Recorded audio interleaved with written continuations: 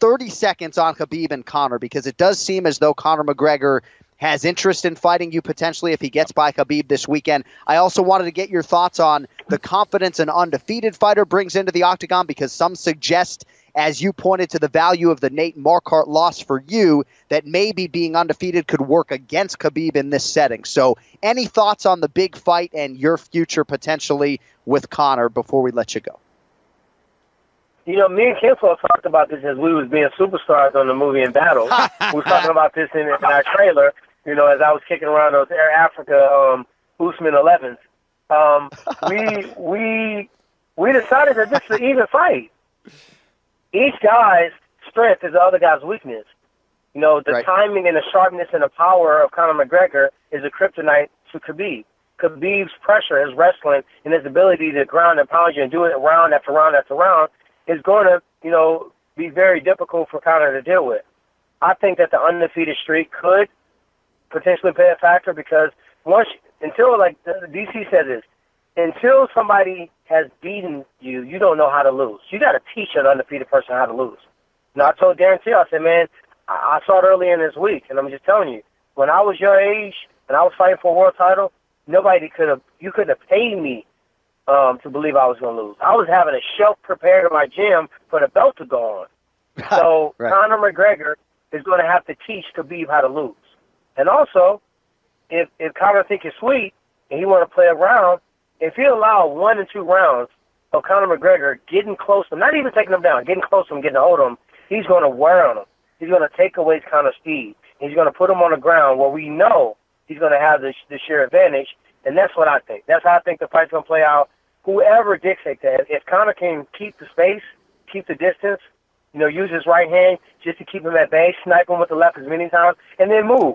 If he can do that, Khabib has not shown us that he's a multi-dimensional fighter. It just so happened that his one dimension is so fucking dominant that nobody else has been able to stop it. If Conor can stop that one dimension, Khabib is not going to stop trying the game plan. He's going to keep trying to strike to a takedown, strike to a takedown. And if you don't find it, I think he's going to find a left hand and get knocked out. All right, well, we look forward to getting your official prediction on the pre-fight show coming up on FS1 Saturday night.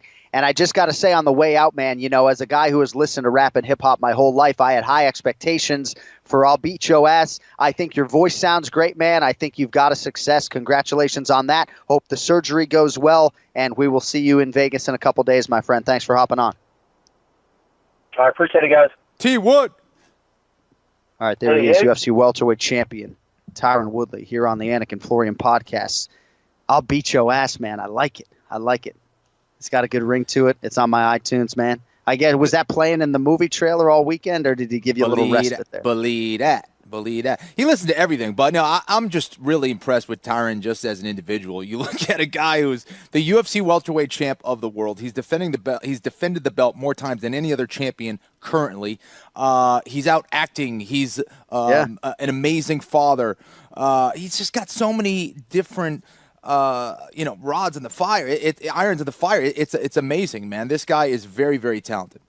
Decent father, right? No, I'm just kidding. But I do wonder how some of these guys can be a truly elite father when you have all these different irons in the fire. But hopefully you got good help and family, and takes a village, as we all know. But you're right, Kenny. Very impressive. And certainly in terms of the mental game, as you heard there, he has absolutely mastered Fight Night, and Darren Till can speak to that. All right, now with us on the guest line, a guy who, if I had asked him to come on today at 1 p.m. Pacific, he probably would have said no, because at that time, it's going to be the NL West tiebreaker between the LA Dodgers and his Colorado Rockies. From ESPN.com, my friend, our former colleague, Brett Okamoto is with us. Brett, sorry for the short delay there, my man. How are you today? Oh, man, I'm great. And you're absolutely right. I mean, if my phone starts ringing at 1 p.m., don't expect an answer. I don't care who you are.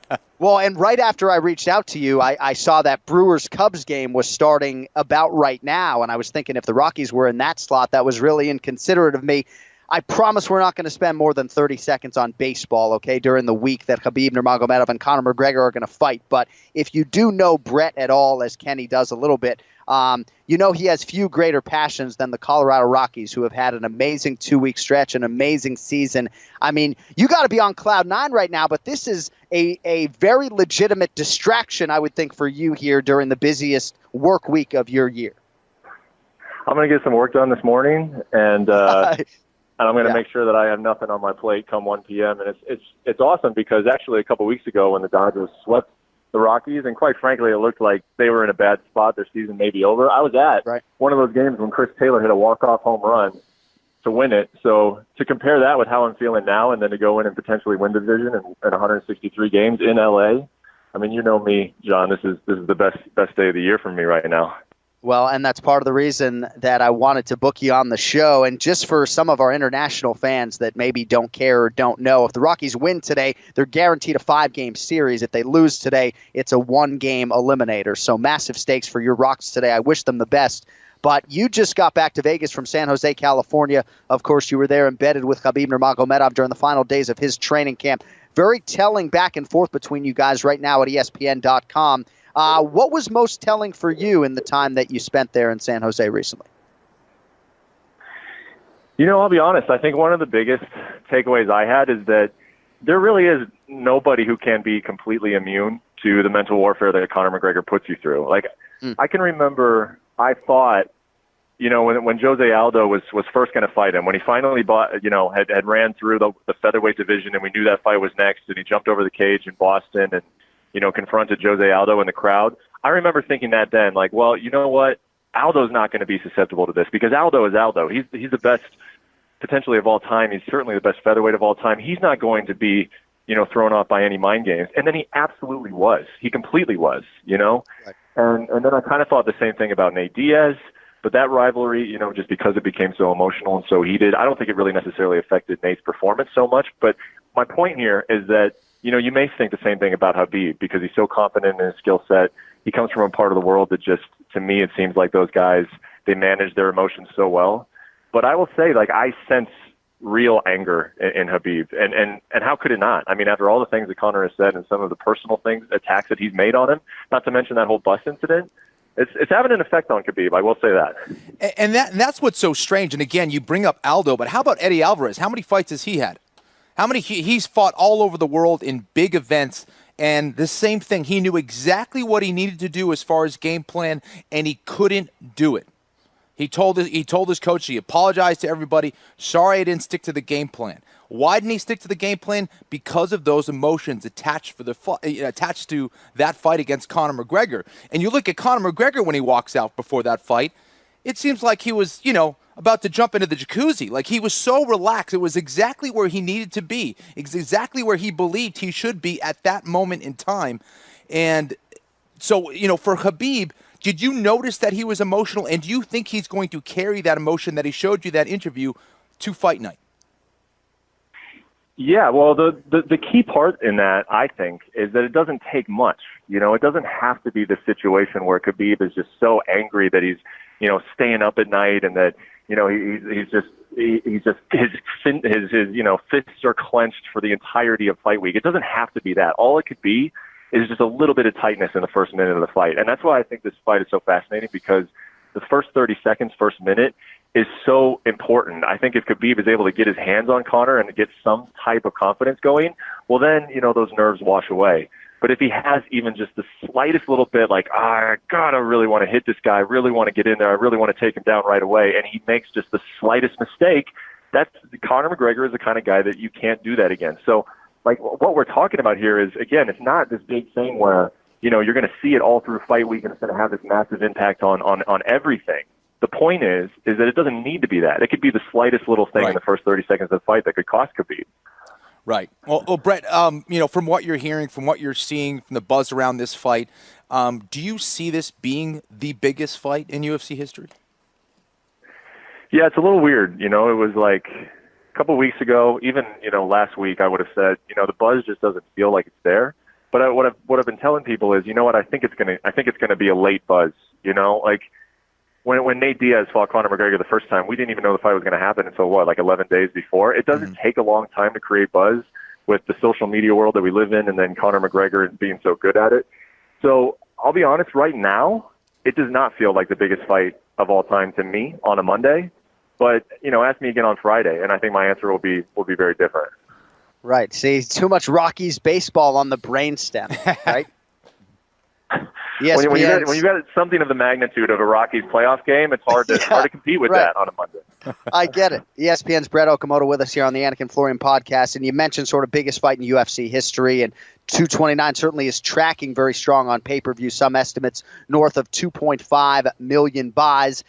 How much credit, or can we quantify, Brett, how much credit Khabib Nurmagomedov deserves for those numbers? Because Conor's going to get the lion's share of money and credit, and rightfully so, but Khabib's got like 6 million followers on Instagram. This guy has a definite following, and I think maybe for the first time in a long time, there might actually be some competition for the crowd because Nurmagomedov has such a fan base. I mean, shouldn't he get some credit for some of those internal estimates? Yeah, of course, I think so. It's difficult because Khabib doesn't have a real great track record of he's not a proven pay-per-view draw. But at the same time, I don't know if you can necessarily hold that against him because he's had some major fights fall through. I think internally, John, I'm sure you heard this, that his numbers with Tony Ferguson were tracking very well earlier this year before Tony got hurt. So, right. It is still Conor. I mean, Conor is the pay-per-view draw, and he is against anybody he faces. But I think when you've got a guy who's got the undefeated record, of course, he's got that stoic, pan delivery when he sits up there at a press conference. And then he also he brings a global element to it because of where he's from, because of, his Muslim belief and that crowd that he brings and that culture that he touches. And they're very much behind him. I saw that, at the gym when they had a big send-off on Friday. So he brings a lot of different, like you said, it's hard to quantify, but he's definitely bringing a whole lot of value and elements to this fight that no one else would bring. Yeah, I think so too. I also understand that the fighters and the teams are very confident that they know what's going to happen here Saturday night. I would challenge the fans out there who feel so convicted in one outcome one way or the other.